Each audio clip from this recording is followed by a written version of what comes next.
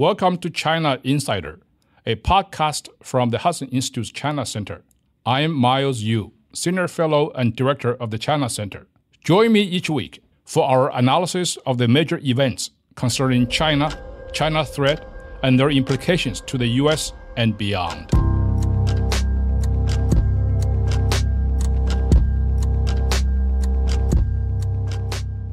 Today is Tuesday, the 27th, and we've got our usual lineup of 3 world events for Miles to break down. First is news from our very own Hudson colleague, Nikki Haley, who delivered a speech in Taipei last week urging the U.S. to do more to elevate Taiwan on the international stage. But how? Second, we track yet another storyline from the Paris Olympics as a Chinese diver is facing blowback on Chinese social media for, get this, buying her mom an iPhone. Miles explains how this is another example of economic nationalism in the CCP's China. And we wrap today with the CCP's hoopla around the 120th birthday of Deng Xiaoping and what his legacy means for Xi Jinping today. Miles, great to see you. Phil, nice to see you again. I'm all rested up from vacation, so I'm ready to go. We'll start with actually one of your colleagues, Walter P. Stern Chair Nikki Haley at Hudson. Last week, she was in Taipei, and she delivered a speech and called for more international backing for Taiwan, international presence for them, and just general pushback against mainland China. So could you, I know you weren't there for it, you've been in Taipei many times, but could you just kind of sum up the speech? Was it important? Did it say what you would want to be said? And are there things that are actionable from it? Well, Nikki Haley is a tremendous politician, and she was America's top diplomat to the United Nations during the Trump administration. Well, I was working for her boss, Secretary of State Mike Pompeo at the State Department. So we had some collaboration, and she absolutely represented the best of the United States in the international arena. Now, Nikki Haley went to Taiwan and gave a great speech last week at the forum there, hosted by the Taiwanese Foreign Ministry. And in that speech, she made headline by calling for more international space for Taiwan, and Taiwanese people needs representation at the international arena. She further calls for United Nations to consider Taiwan's status internationally. So I think it was a very, very well done speech, and obviously Hudson is very proud of her for making that speech, and we, as a matter of fact, in our social media outlets, we promoted her speech quite a bit. I saw that the main kind of takeaway or actionable item was calling for Taiwan to become a full member of the UN, even though that's obviously that's blocked by China right now and blocked by China for Taiwan to be in any kind of international organization. But is that a new call? Is that a familiar call? What's your reaction to that? I think she stopped short of calling for full membership of Taiwan's representation at the UN. What she said was the UN should revisit the issue of Taiwan's representation. Okay. So I think that's a very, very positive step, first step. Okay. So what would the next step be, or is there anybody else who has made similar calls that we can reference for comparison? Oh, yeah. I mean, Secretary Mike Pompeo has been the only senior U.S. official who had publicly called for American diplomatic recognition of Taiwan as a sovereign and independent states. He made this headline 2 years ago when he and I went to Taiwan together, and when he spoke at the Prospect Foundation. In that speech, for the first time ever since 1972, a U.S. senior official openly said that Taiwan deserves Americans' recognition. And just a few months ago, the day after the inauguration of President Lai Ching-te in Taiwan, Secretary Pompeo also made a speech the day after inauguration on May 21st, 2024. I was there when he delivered the speech to the Formosa Republican Association. Mike Pompeo specifically elaborated why this is such an important issue for the United States government to recognize Taiwan as a sovereign and independent country. Could you get a little more specific on what his recommendations are and what steps could be taken, concrete steps that could be taken on the U.S. end to support Taiwan's integration into onto the world stage? Now, let me just instead of paraphrasing what Secretary Mike Pompeo said in May, let me just read a few paragraphs to see exactly what he said. Yeah, great. So in that May 21st speech in Taipei, Secretary Pompeo said, I quote, "It is time for the United States to recognize Taiwan as the sovereign and independent country it so clearly is. This is not just a diplomatic gesture. It is a recognition of reality, a stand for justice, and a stride towards global stability. The context of the three communiques upon which U.S.-China relations were originally predicated has evolved. The primary issue at hand was the representation of China, a competition in which the People's Republic of China was deemed the legitimate representative. However, Taiwan has long ceased its competition with the PRC over this claim. Since the late 1990s, under President Lee Teng-hui, Taiwan has not only moved away from this contest, but has also forged its own identity, an identity overwhelmingly endorsed by its people. Today, a resounding majority of Taiwanese identify themselves solely with Taiwan, not China." End of quote. And then Secretary Pompeo talked about why the U.S. government should really recognize Taiwan as a sovereign and independent country. The call for Taiwan's diplomatic recognition by the United States is thus a call to affirm this existing reality. Taiwan governs itself democratically. It controls its territory, engages in international trade, and more importantly, it does so as a separate entity from the People's Republic of China. None of Taiwan's territory is under the PRC's sovereign or administrative control. To suggest otherwise is not only misleading, but flies in the face of the observable facts. This is a very important announcement by a U.S. senior official. Yeah. And Secretary Pompeo concludes his speech with this paragraph, which I think is very, very poignant. Recognize Taiwan is not merely a policy adjustment. It is a moral imperative, a strategic necessity, and a rightful acknowledgement of the democratic processes that define a true sovereign state. It is time for the United States to lead boldly, act justly, and recognize Taiwan as the independent and sovereign nation it truly is. End of quote. So those are very powerful words coming from the mouth of Mike Very Pompeo. clear. Very clear and very, very important. And he's not just saying this as a political campaign slogan or something, just to make China mad. No, he's very cool and rational to lay out the reasons why. And there is some kind of echo within even the Biden administration.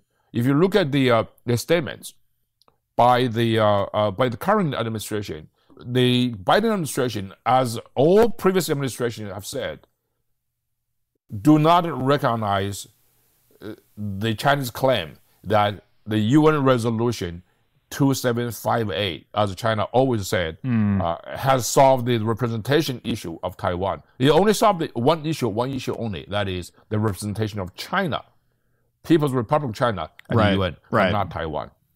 So if a U.S. administration were to act on Pompeo's words here, what would be the first concrete step, whether it's legislative or international diplomacy? What would be the first concrete step that we take? I would advise that the United States should inform China that we will continue to recognize you, Beijing, as the legitimate government of China.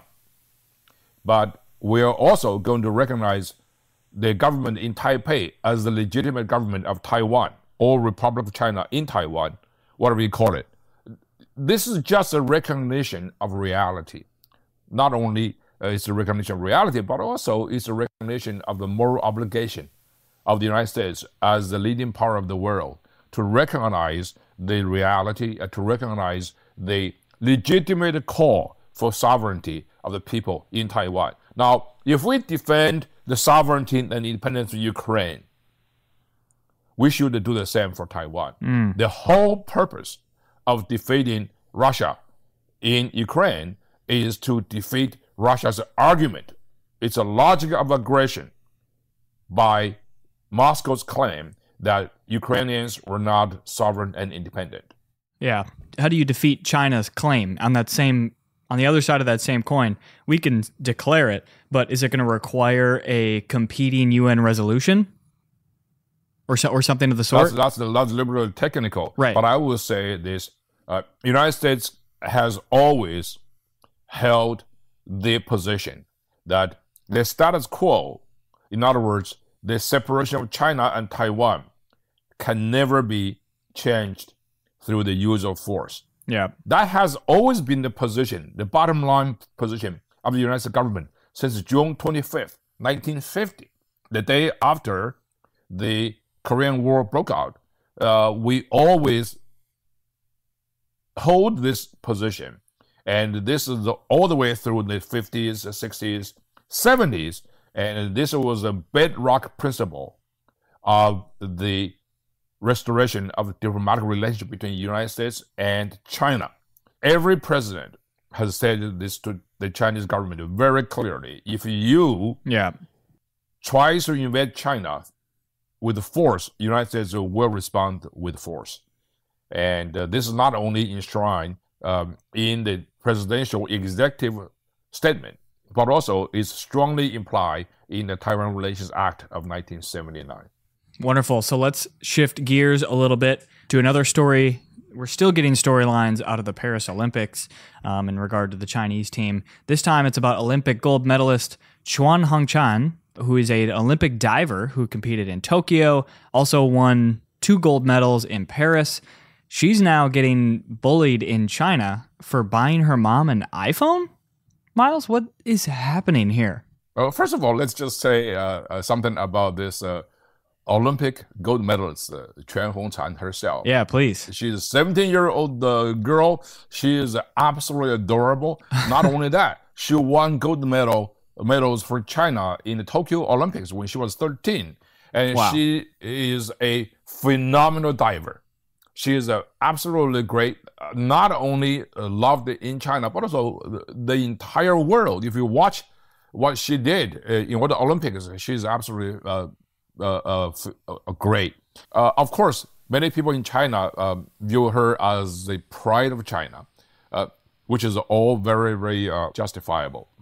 She's from this very poor village in the southern province of Guangdong, and her parents were just ordinary farmers, and she was trained at the Chinese national team, completely separated from her parents since she was a little baby.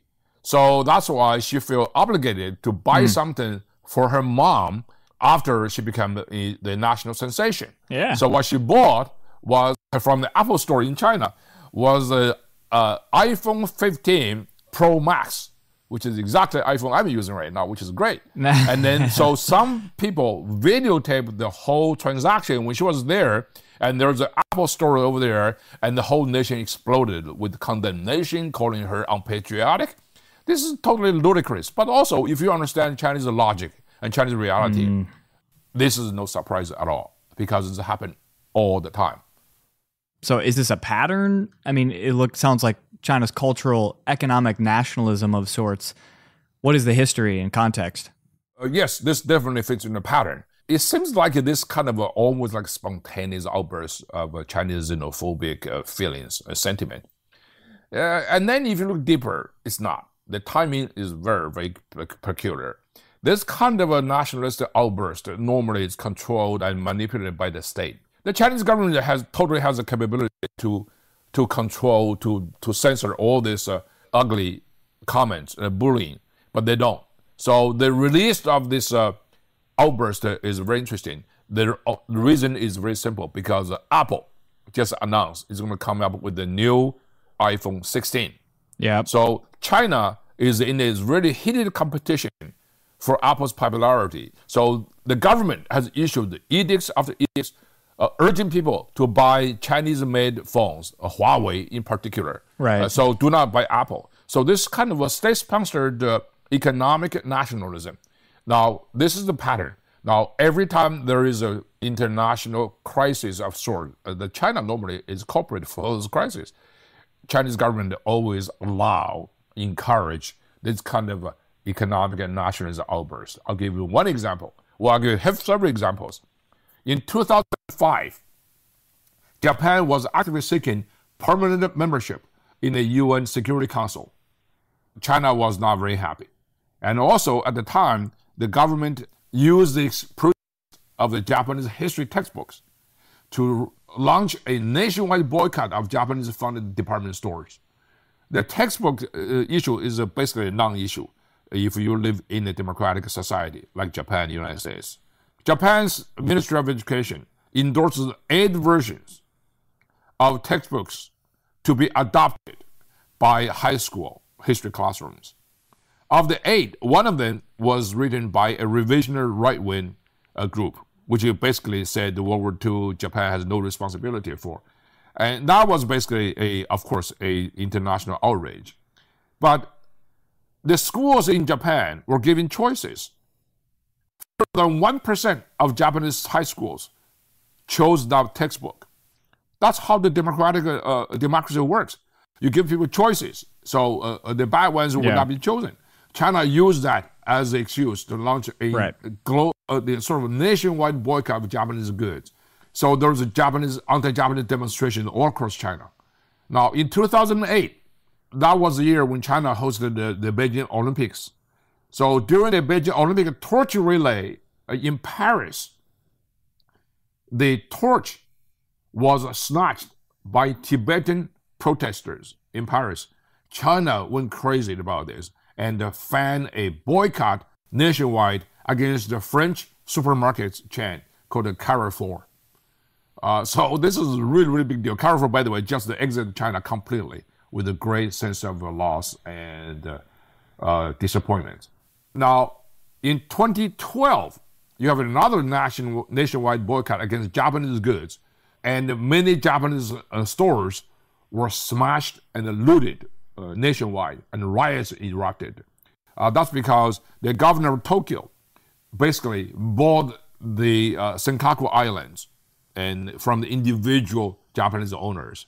And China went nuts about this whole thing. And then 5 years later, in 2017, South Koreans decided that in the face of a North Korean missile threat, decided to deploy the U.S. Army developed missile defense system called the THAAD, Terminal High Altitude Air Defense System, so THAAD. And China thought this is crazy. This is not good for China's national security. This is on South Korea's territory. So they bullied South Koreans to give up this U.S. weapon system. And South Koreans would not budge. So the Chinese government fanned a nationwide economic nationalism against the Lotte Group. Lotte Group is a South Korean private company that lent the South Korean government the land upon which to deploy this missile defense system. Korean entertainers were banned from going to China, and Chinese tourists were banned from traveling to particularly the Jeju Islands, which is a popular tourist destination. So this madness went on for months and months and months. So this is absolutely crazy. Now, the latest one, of course, took place just about 3 years ago. In 2021, many companies in the United States, in Europe, and in Japan stopped using cotton made in Xinjiang by slave labor, particularly the Uyghur slave labor. Yeah. The Chinese government launched a nationwide, prolonged boycott of Western and Japanese companies that do not use Xinjiang cotton. So this is another wave of Chinese economic nationalism. So anything as tiny as buying an iPhone for your mother could trigger a nationwide boycott and outrage. So this is just, China is a country that's basically is psychologically very fragile. It's like a giant crybaby. Any act is existential, whether it's missile defense or a national hero buying their mom a phone. Like it all becomes the same threat towards the ideology. That's a great picture you painted there, Miles. So in talking about that ideology, that shifts well to our third topic today. And last week, the CCP marked the 120th anniversary of Deng Xiaoping's birth on August 22nd. Xi Jinping hailed Deng as an outstanding leader with high prestige, recognized by the whole party, the whole army, and the people of all ethnic groups in the country. So Xi lauded Deng's legacy, but Miles, how similar are they actually, or are they pretty different? I think they're the same leopards with the same spots, right? There's no difference to me. Xi Jinping is lauding Deng Xiaoping right now because he's facing a lot of domestic resistance. He tried to elevate himself above Deng Xiaoping. He tried to reverse Deng Xiaoping's so-called reform and opening up. By praising Deng Xiaoping, Xi Jinping also praised himself because he considered himself as the logical inheritor of Deng's legacy, which is true. And unfortunately, most people in the West, particularly many people in Washington, D.C., still think Deng Xiaoping and Xi Jinping are two different animals. They're not. They're the same. Because Deng Xiaoping wants to develop economic situation. He wants to use economic prosperity to buy political stability. Xi Jinping is the same thing. And the only difference between Deng Xiaoping and Xi Jinping is that Deng Xiaoping believed China was relatively weaker than its arch enemy, the West, led by the United States. And Xi Jinping believes that the East has risen, the West has declined. So he believes it's time for China to act tough, to act what Deng Xiaoping would have acted in the first place. So if you look at the titles, Deng Xiaoping was championed as the chief architect of the reform and opening up. Xi Jinping himself is still the chairman of the Deepening Reform and Opening Up Commission of China. And so, which brings us to the question, what the heck is reform and opening up? Yeah, right. That's a very beguiling. Many people in the West believe it's a step toward democracy, toward the open market. That's nonsense. Reform and opening up basically means that China is going to allow portion of its economy connected with the international free trade system and benefits from the global free trade system, while in the meantime, keep a tight political control and dictatorship over the Chinese people. Don't forget, Deng Xiaoping was the ultimate perpetrator of the brutal Tiananmen massacre of 1989. Deng Xiaoping, in other words, was a diehard Marxist-Leninist. So is Xi Jinping. There's no difference. Well, Miles, that's a great place to end. Thank you again, and we'll see you next week. See you next week, Phil. Thank you for listening to this episode of China Insider. I'd also like to thank our executive producer, Philip Hegseth, who works tirelessly and professionally behind the scenes for every episode to make sure we deliver the best quality podcast to you, the listeners.